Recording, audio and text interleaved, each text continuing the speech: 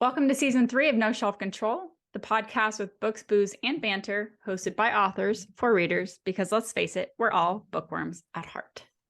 This season, we're reading and discussing indie books, and we couldn't be more excited to be spreading the word about other independent authors like ourselves.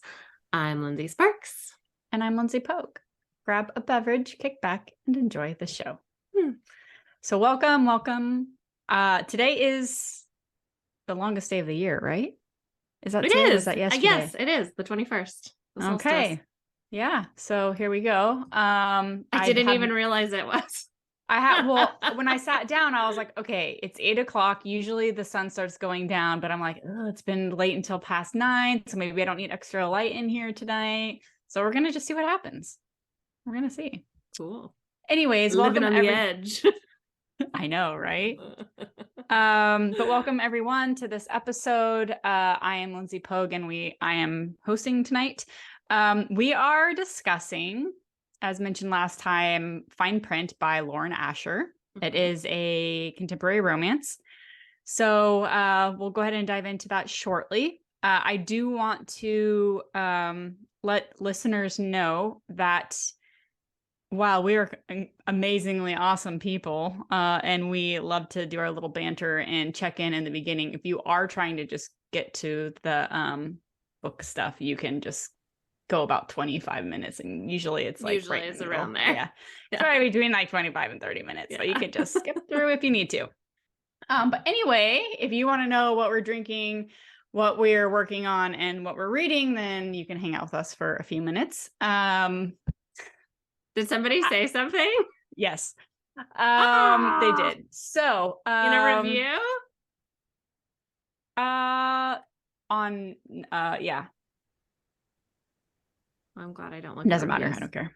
It is what it is. I mean, I totally get it. Like, some people are just like, oh, I really want to learn about that book. But I'm also like, you can just like move the little thing and see. Like, It's like, it's not like one of the shows on TV where you like, you shall not pass. No pass forward. Yeah. But anyway, so I just want to let you guys know, because I know sometimes people have limited time too. So anyways, there you have it. We're not going to stop. Yeah, no, definitely. What are you sipping on this evening? I'm sipping on a LaCroix, or however you say it. I don't know, LaCroix. I have no idea.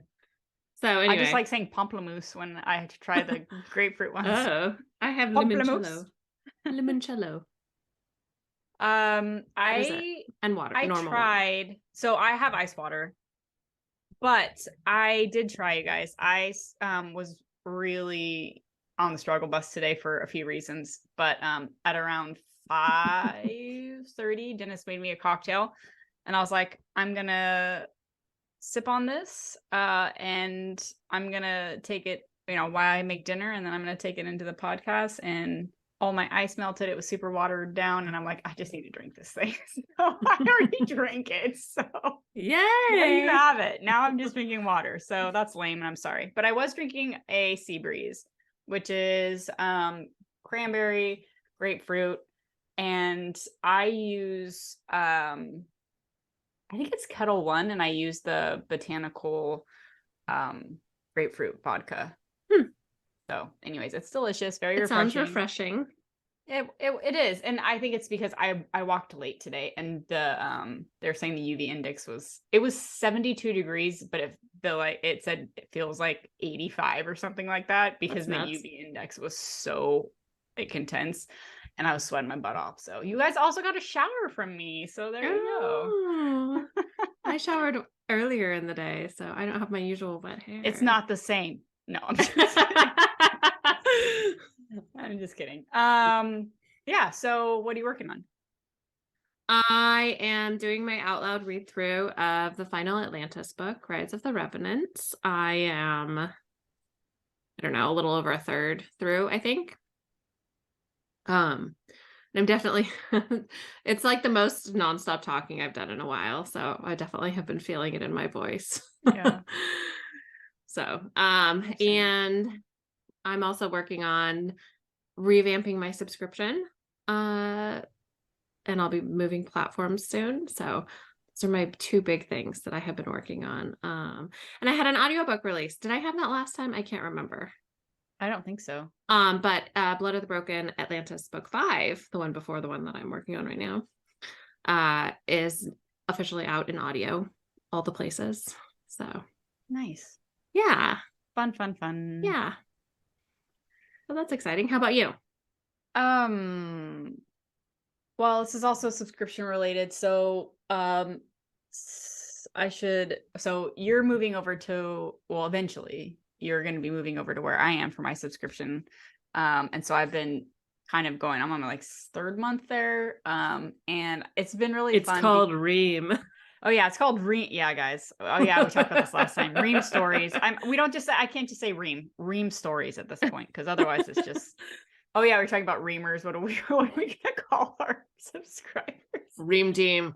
Oh my gosh. So anyways, but one of the things that I'm trying to do differently, in between releases, I'm not like pre-order, you have talked about this too. You don't like the pressure of pre-order. I don't actually mind the pressure of pre-order, but there's just so much that goes into publishing a book, and I want to just like take my time, and I have enough books out at this point. Like I can focus on like really doing what I want, And so I've always really fed off of having really like a tight-knit community. I really enjoyed chatting with my readers and stuff. So I really wanted for the last half of this year to just focus on that. And so one of the things I'm doing in the membership, now that I moved it over to REAM, and it's so reamstories.com/Lindsey Pogue. One of the things that one of the reasons why we're moving over there, and us and other authors, is just because it's so much easier to actually post our stories, right? So people have these e-readers. So it's been really fun to play around with that. And me, like I write really long books, and I don't write like, I don't know. I don't typically, like, I can't remember the last time other than like randomly inviting readers to pop on and hang out with me. Like I don't release anything early, but I wanted to do it differently because it is going to be longer in between putting out books and audiobooks, that I wanted to have, the readers who really want to be part of the process, be able to jump in. So I've been writing more on Discord, which has been really fun, and hanging out with readers, but I've been working on shorter, I write these long books. And so I'm like, I need to practice writing shorter things because like, why not at this point, like I'm not going to be writing a, 500-page book every single time that I sit down to write. So I really have been playing around with format and like length and stuff like that. So I'm doing mini fiction. I'm releasing that throughout the month. And then I also, I think I mentioned it last time, but I put up a poll so people can, which I got this idea from you, because you let your readers kind of like put their own ideas up, and then they can vote on it. I put up some ideas, but then I let them add their own as well. And then they get to vote on what they want me to work on for this month for the REAM stories exclusives, for the membership exclusive stories. And so they finally voted, or not finally, but they voted at the beginning of the month. And so I wrote my first shortish, like, it's not novella length, but it's also a little bit longer than a short story, I think. So, what was it? It's called Tides of Fate, and it is. Ooh, you gave it a title. I don't. Yes, do that. I did. It's called Tides of Fate, and this is actually, it's a Sea of Storms continuation story, but it's 3 years after Sea of Storms, and it's specifically with Basher and Leaf and what's going on in the colonies. So that's cool. Yeah, it is really cool. How long did it end up being? That's a really good question. I should look that up. But it was probably like 15 pages or something like that. Yeah. And then it might be a little bit longer, but I didn't do like chapters or anything. I just did like scenes or whatever, and scene breaks and stuff. So I did that, and then I'm working on, every week I have a different story I'm working on, and so right now I'm working on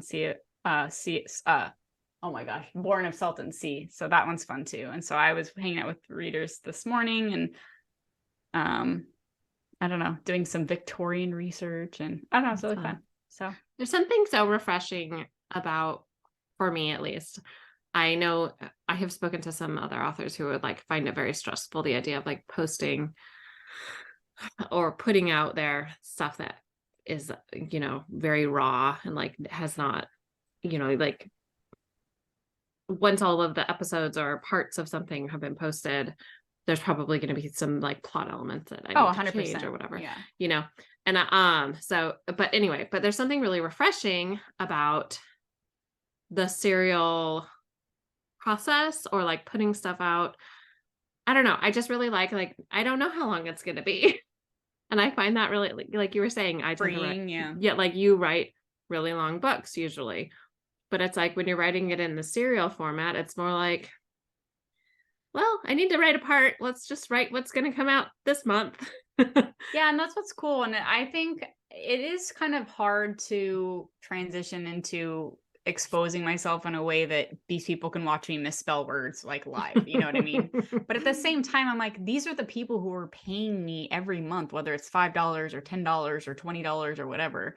These people are paying, like these readers are paying me. They like my stuff that much. Like what is the worst that can happen? I think if anything, they want to do this because they want to see all the shit behind the scenes, you know? So I'm just like, just go with it. They can always like unsubscribe or, you know, whatever. But I've gotten over that pretty quickly.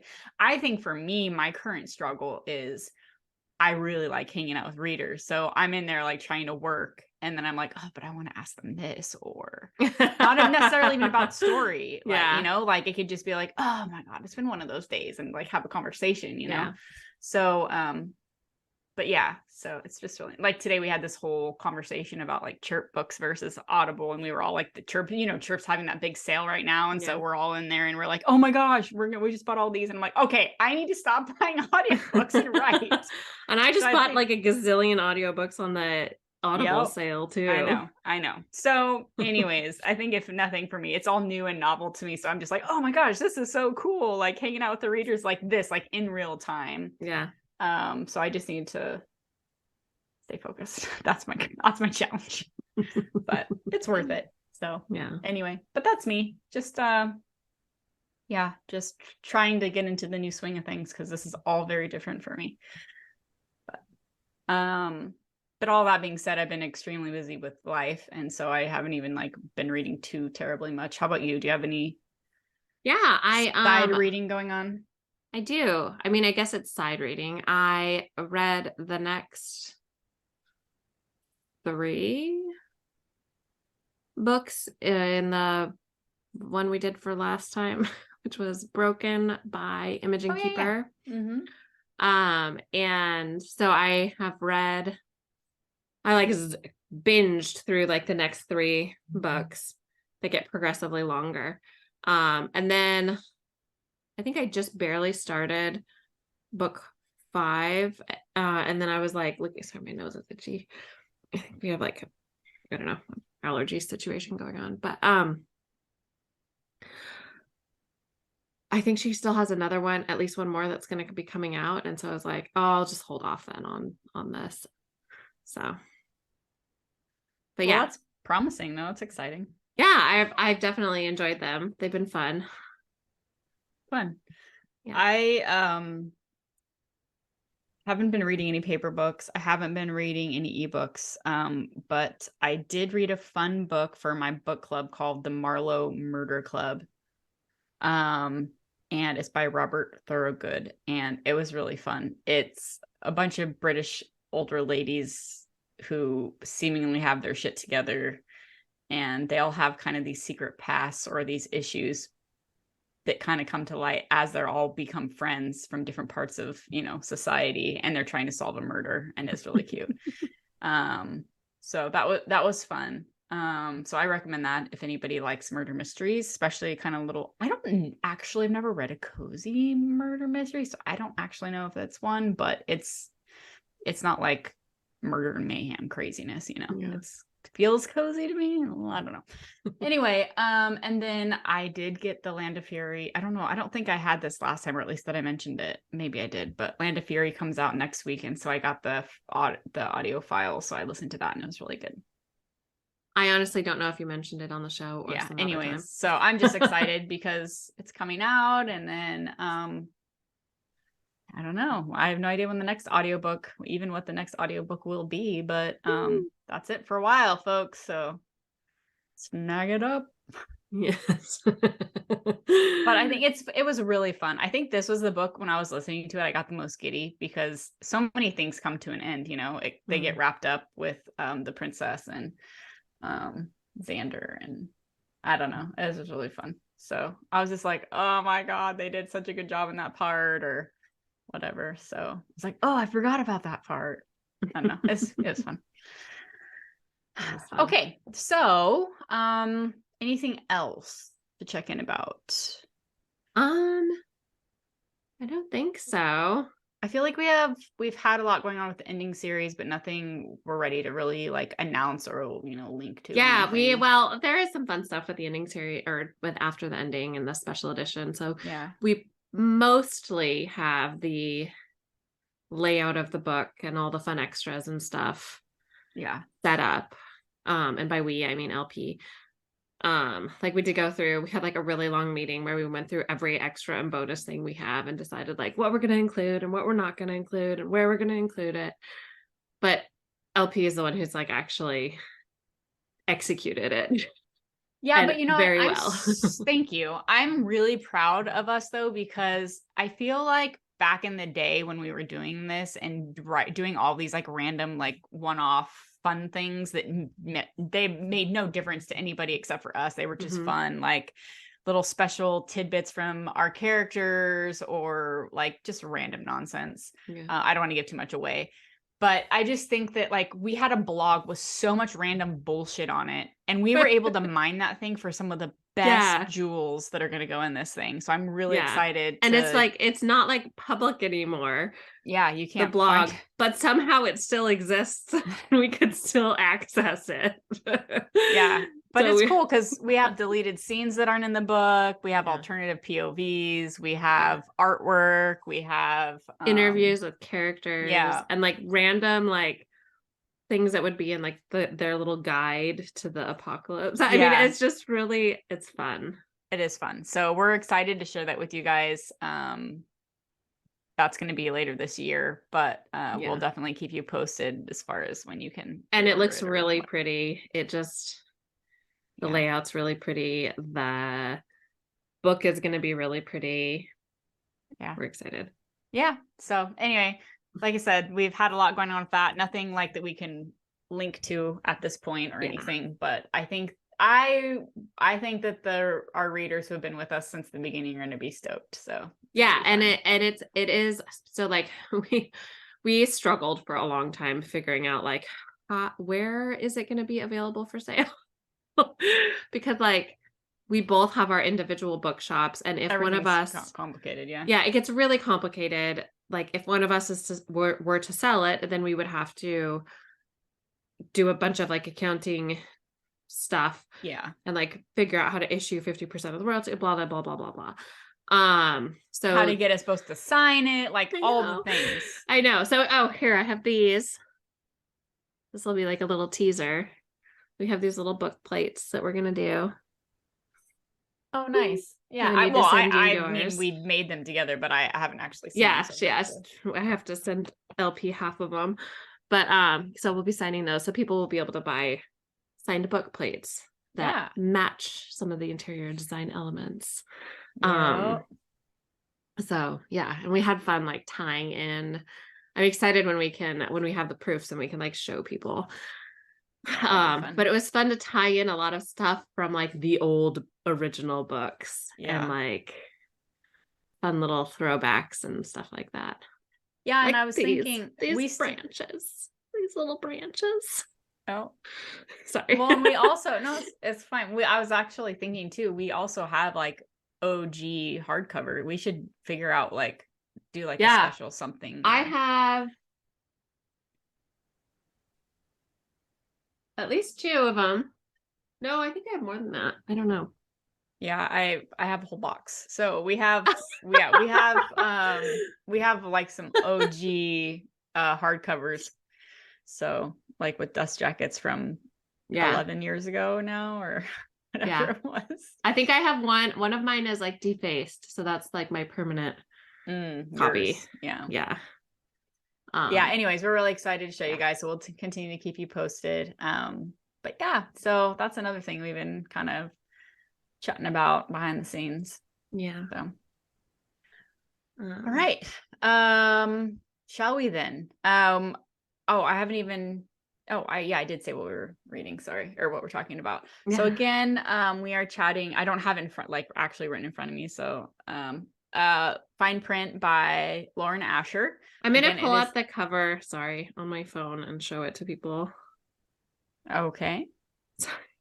No, it's fine. Once you hear the story, the cover makes so much more sense. Yeah, the cover is, I think I want to show people this because I find the cover to be extremely confusing. Mm-hmm. To be fair, I think the cover is really neat, but every time I would see the cover, like on any kind of, I don't remember, TikTok or something. Yeah. I can't what's wrong with this thing? Well, while she's doing that, Please do something. Yeah. No, while she's doing that, I was just realizing if anybody is even watching this, versus listening to it, and you are going to see the cover and you saw the book plates, you are probably noticing that my hair is a completely different color. So I just thought I would address that in case everyone's like, when did that happen? And apparently it's not purple, even though to me I was like, no, it has like a purple sheen to it. So I've had the top of my hair for 15 years has had blonde highlights, and I've finally decided to let it go. So we are transitioning my hair back to its normal hair color, which is similar but not as purple sheeny. But anyway, so as this is slowly fading, and I have to go in and get it treated again. But yeah, so it is definitely darker than it used to be. I think that if you really saw the blonde before, you'd be like, oh my god, it's a lot. Dennis keeps staring at me like I'm a different person. Oh, that's funny. Okay, I have that cover. Right. So yeah, it's like, and in case you can't tell, it's like architecturally drawn, it looks like, with blueprints and whatnot. But for my brain, for some reason, when I would see this, I was like, is this like a haunted house? I knew it was like a romance. I was like, is this like a haunted house romance or something? To me, it like looks haunted house, which I eventually like looked it up and figured it out. This is like way before we decided we were going to read it. And I was like, oh, got it. Yeah. Oh, it's like a theme park situation. But I don't know. I find it, I mean, the book has been very popular. So clearly the cover works. But for me, I was just like, this is a confusing cover. No, I understand that. I understand that for sure. It like I was saying, it makes more sense definitely once you've read it. So yeah. Okay. So let me read. I will go ahead and read the blurb. Please note that we are going to start discussing the book, so there will be spoilers. Probably a lot of them, because some of my questions are very specific today. So, Fine Print by Lauren Asher. Rowan. I'm in the business of creating fairy tales, theme parks, production companies, 5-star hotels. Everything could be all mine if I renovated Dreamland. My initial idea of hiring, is it Zara? Did you not listen to it? I did, but now I'm seeing it spelled out and I'm like, shit, now I can't remember. Zara. Anyways, my initial idea of hiring Zara was good in theory, but then I kissed her. Things spiraled out of control once I texted her using an alias. By the time I realized where I went wrong, it was too late. People like me don't get happy endings, not when we are destined to ruin them. Zara. After submitting a drunk proposal criticizing Dreamland's most expensive ride, I should have been fired. Instead, Rowan Kane offered me a dream job. The catch? I had to work for the most difficult boss I'd ever met. Rowan was rude and completely off limits, but my heart didn't care. At least not until I discovered his secret. It was time to teach the billionaire that money couldn't fix everything, especially not us. Dun, dun, dun. Okay, so this just to kind of recap, and please feel free to jump in. So this is obviously a romance. It takes place, pretty much the entire setting is in like a Disneyland-esque setting. People actually who work there actually live on site. So it's like its own community. And it takes place in Florida. Yes. And I was just going to say, just, it's like very tropey. So for tropes, people who are like in romance, tropes are super important. So for people who read by trope, it's like very billionaire romance. It's very grumpy sunshine. What else is there? Mistaken identity. I guess boss. Yeah. Workplace romance. Yeah. And it's kind of like rags to riches too for her. Yeah. So yeah. There's a little, you've got mail. Yeah, a little bit. Yeah. Which is where so she has all these ideas and how she can help fix the park, but she's a horrible drawer, and Rowan can draw. And so so he pretends to be someone else through text message and email or whatever, trying so that he can do a little reconnaissance about her, but also learn more about her. And, he starts falling for her. And it's basically Disney without calling it Disney. Yeah. And he's basically like a Disney heir without calling him a Disney heir. Yeah. And the whole that's why the cover makes so much more sense, because that's essentially how they got close to begin with, is because he was pretending to be someone else and they were falling for each other that way. And he was a worker that she'd never actually seen, a coworker who worked at the with her. Steve, was that his name? Scott. Yeah. And so he was sending her all these drawings for her presentations. So that's where that comes into play. So overall, you did listen, right? I guess I don't really need to ask. Yeah. It was actually narrated by Desiree Ketchum, which I feel like I've heard her before, but maybe not. Her name doesn't sound familiar. And then Aiden Snow, which he was very good. I've heard him before in some other things. So we both listened to it. Overall, did you enjoy the story? I think I overall enjoyed it. I liked maybe the first half more than the second half. It felt heavy like twice. It went into the whole like miscommunication area, and I was just like, I know I've talked about this before, but like miscommunication as a plot element is really unenticing to me. I'm just like, I just want to like shake the people. Yeah. So that I found very frustrating. The first time I was like, okay, well, at least they figured it out pretty quick. And then what was the first time? The Scott thing. Oh, just because she didn't know. Oh, yeah. So when she discovered that, she was really mad. And then he had to go through and like explain it. And then the second time was like, she believes something about him, which is that he knew all along that she was going to be voting on this like board that would decide whether or not he got to inherit his part of his grandfather's fortune. And that, so she believes she feels like she knows this, and it doesn't, like, he's already lost her trust, it feels like. And so then I don't know, I just found it really frustrating. No, I understand. I enjoyed it. I thought that as far as romance stories go, I feel like there was a lot more depth than usual, which I enjoyed. Like, I felt like I don't know, I just felt like the author took a little bit more time to make it something a little deeper, which I appreciated. We can go into more of that later, but did you like Rowan's character overall? Was he too grumpy, broody for you, or? I thought I didn't really like his character, honestly. I think that's my main sticking point with the story. I don't know, he felt like kind of manipulative, kind of controlling.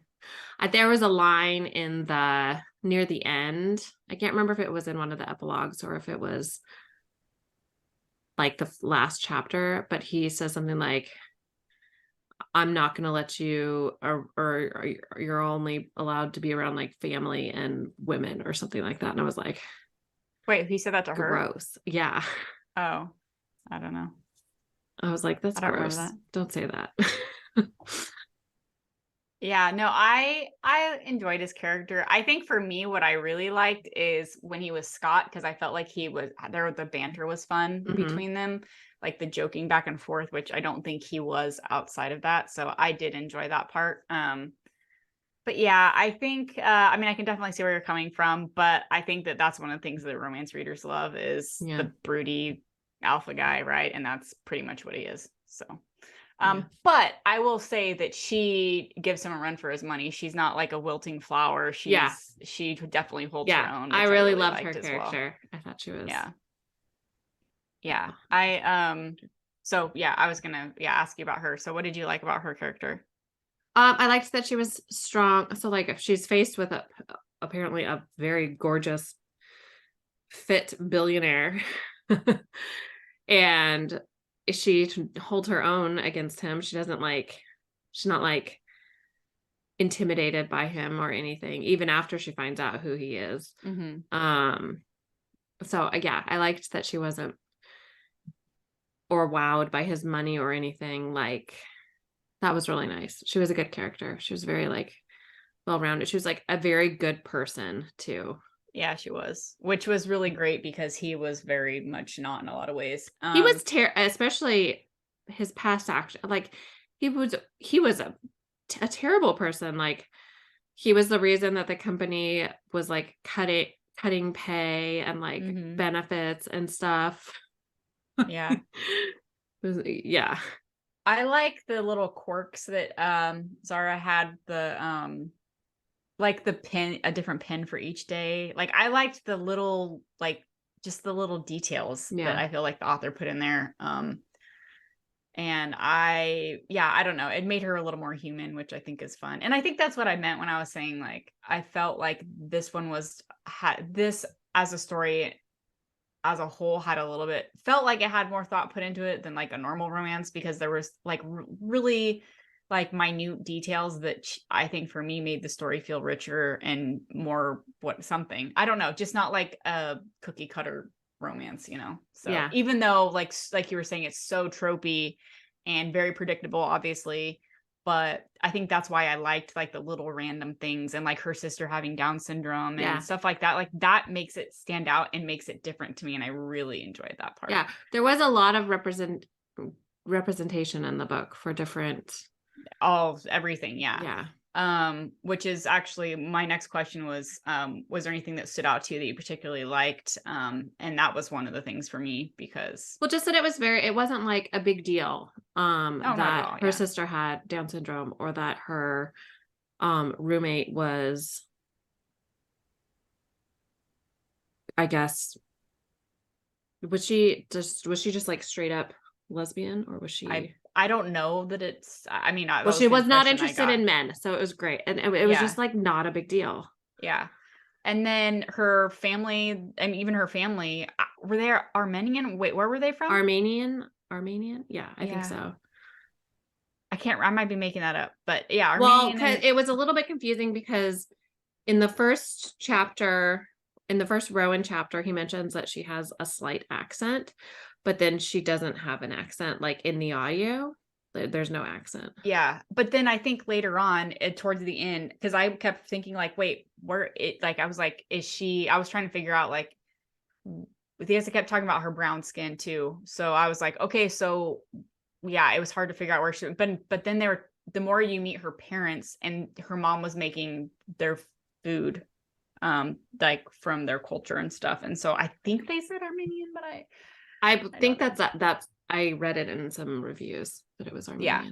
And then I also thought it was cool because as the story comes to a close, you learn about the grandpa who died, who put all these things into motion to begin with, and he was an immigrant.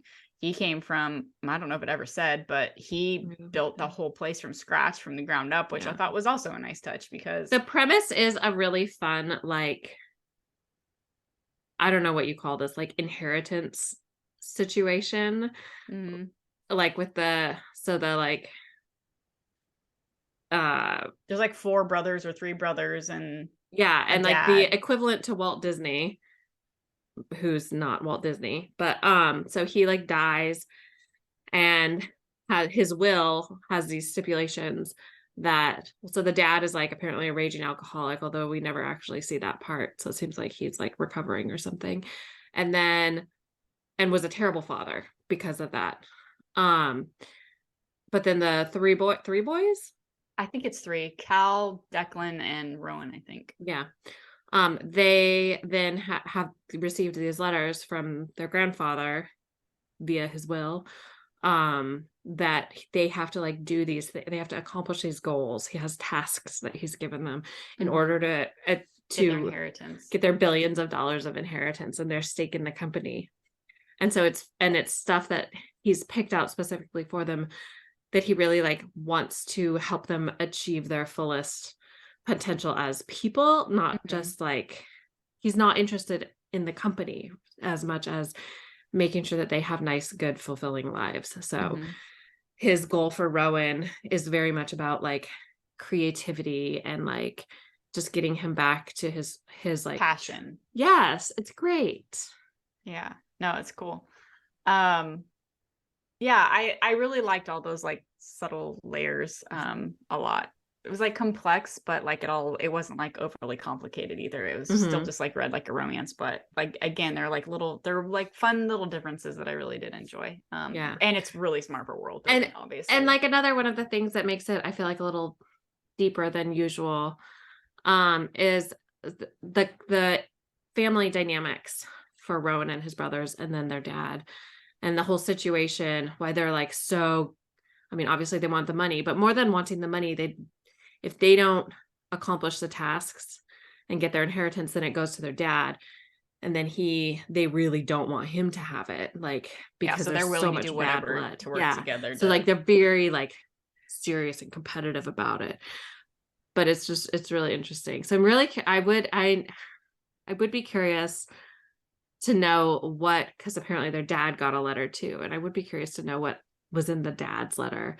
And I have a sneaking suspicion that it's something like, you need to stop drinking, because it sounds like he's dried out. Yeah, I don't know. Which actually that kind of goes into my next question, because I feel like there's something with the dad that was, whatever they made him sound so horrible, and like you said, sounds like a drunk. I mean, not he was at some point, or maybe he still is. We don't really know. It's like very explicitly stated. Yes, multiple times. Yeah. But even as horrible as a person they say he is, and Rowan expects him to have all these like horrible things to say, and he never once does any of those things. Yeah, but he also, at that one board meeting, when Rowan, I think it's the first time Rowan explicitly states that he's like the worst kind of functioning alcoholic, in Rowan's words. And he talks about how he's like, his eyes aren't red rimmed. He's never seen him like not have the red rimmed eyes.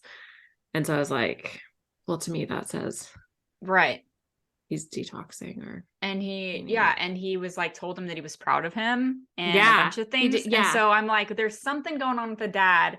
And so that I am also very curious what his letter said, because we do know that he got a letter. And yeah, I'm very interested to see how that plays out. I know there's 3 books. I wonder if there's going to be 4, one for the dad, or if we just find out by the end of book 3 what's going on with the dad. I don't know. I'll let you know if I get that far. But anyway, but yeah, I definitely have a suspicion that I just feel like they set up a lot for the dad, and then nothing was resolved, really. Yeah, and it's like we immediately go in, like before the dad is introduced, we go in with like negative feelings towards him. And so then I feel like I wonder if she just like really cleverly wrote his dialogue and in ways that could be interpreted as like really negative by Rowan, Trigger stuff. Yeah. Yeah. Versus like, maybe he's just saying like, maybe he's just, because he was like asking about his budget and stuff like that. Challenging him in this meeting. So like Rowan is interpreting it and reacting to that like defensively versus he's really just like curious. Yeah, no, I again, and that's what I was thinking too. Same thing is like, I feel like they're writing this so that you don't know, but I have a feeling that they want you to think he's still horrible, but I don't get that feeling anymore. Yeah. Even if it's all for show, I don't know. Maybe it's all fake just so he can get whatever was in his letter. I don't know, but I do want to know what it is. Although from Zara's perspective in the board meeting at the end, she definitely seems to think he seems very like intimidating and cold, and that's true. But she tells she's also, her view of him is colored by what she's learned from Rowan. 100%. Yeah. So I don't know. I'm telling you guys, this has some layers to it, which is really fun. Did you because I totally didn't, I probably just because I wasn't thinking about it, but I didn't even think that she would be on the panel. Did you think that? Were you expecting that? For her to be on the panel that decides after he screws her over? Did you assume that she would be on the panel? I didn't know. I didn't have the panel in mind, but I assumed that she was the person who Brody, the grandfather, mentioned he had met. See, and I completely even forgot about that because I think it was mentioned once in the beginning of the story. Yeah, it was, but I was like, this is a romance book. It's definitely going to be her. Yeah, it made sense when he puts the 2 and 2 together, but I was like, oh yeah, I totally forgot about that entire part. Yeah. Yeah, but I did not have the panel in mind who would be voting. I love that Rowan's, I forget her name, but his assistant was also on the panel. Martha. Yeah, she was also on the panel. That was fun. Yeah. That was a good device for the author to see all of the work and all the care he took in the presentation at the last minute to like do the right thing through what Martha saw and experienced. So but anyway, so that was fun. So do you have, I mean, I guess this kind of goes to the dad. You kind of already talked about what your kind of predictions are for him. Was there anything else that stood out for you for any of the other brothers? I'm assuming at this point that I think it's Declan. I'm assuming he's going to end up like falling in love with and marrying his assistant. Yeah. I mean, that's Lily. Is that her name? Iris. A flower. Yeah. But so his task, right, is to get married and have a child. Yeah. Is and him? So Rowan's, he was trying to be, was he supposed to be what was he trying to be? He ended up just being the director of the Florida. CFO, I want to say. CFO? Something for the whole company, right? But then he ended up just deciding that he wanted to be the director of the theme park. Yeah, be the director of that one site. Yeah. Meanwhile, Declan is supposed to be the CEO of the entire organization, as far as I can tell, or the that's empire, yeah, or whatever it was. So yeah. Did we hear what the other brother had to do? What his task was? I don't know. I can't remember. We probably did, but I don't remember. And I've started listening to book 2. I'm only like chapter 3 or 4, maybe max. Do you know, which brother is it? It's Declan and Iris. Oh. Okay. It is both of them. Okay. Yeah. Yeah. And I was intrigued because I know for 2 reasons. One, because I really liked the banter between Iris and Declan when we saw them through Rowan's eyes. So I was like, oh, that'd be kind of fun. And then I also love Jason Clark, who is Declan's narration. So I was like, oh, okay, well, I'm definitely gonna just at least see. And I'm curious to know what's up with the dad.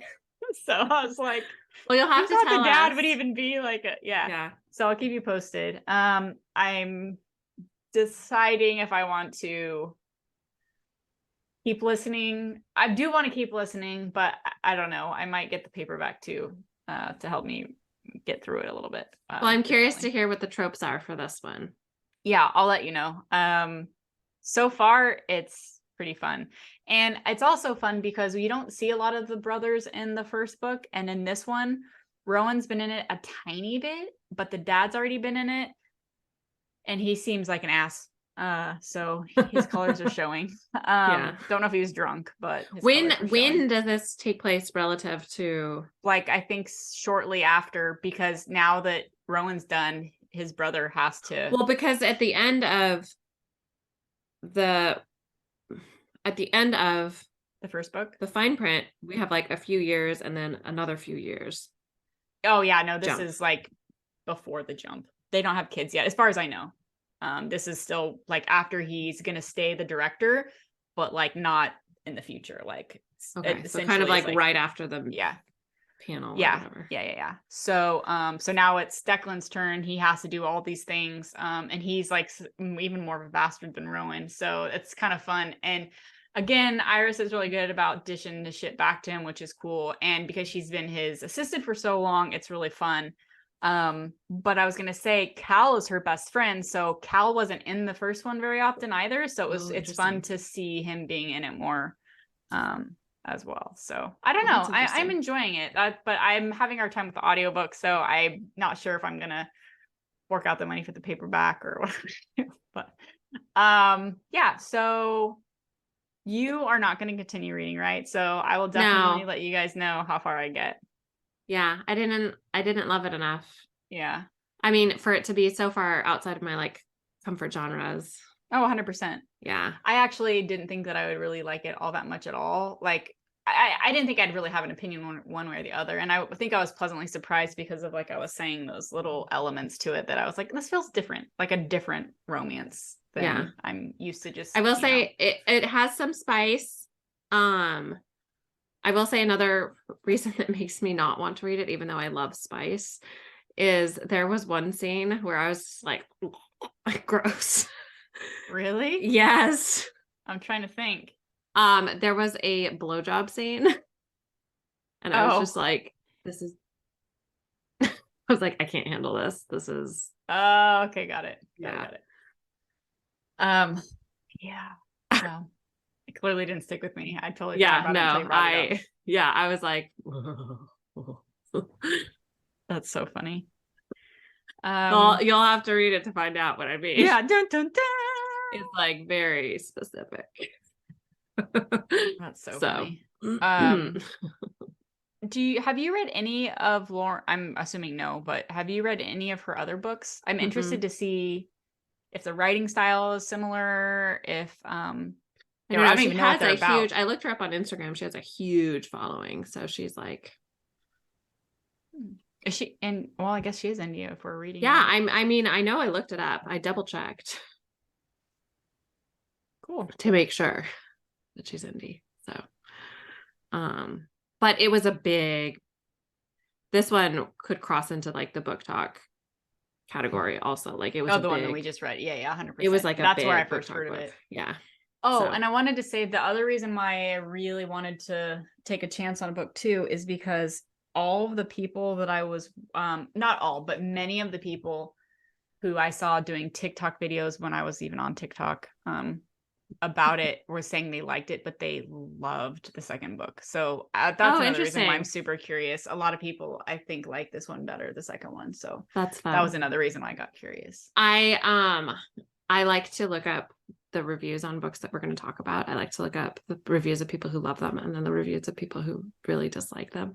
And so I will say I looked up some of the 1-star reviews and it was like almost unanimously like people opposed to the spice. They're like, it was a really great story until it turned into porn.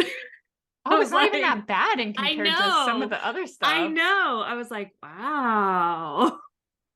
I wonder if it's because they didn't realize based on the cover. Maybe the cover was deceiving. Maybe. But I thought that was funny. As I was looking through it, I was like, holy moly. And people really didn't like the use of the F word and stuff like that. And I'm like, what romance are they reading? They must not read. I don't know. I guess sweet and clean romance. I don't know. It blows my mind. Like, I think this is like, I think we've talked about it before, but the issues with all these like really sweet looking covers, these animated covers or whatever. It definitely, you don't look at this cover and think, oh, steamy romance. Yeah.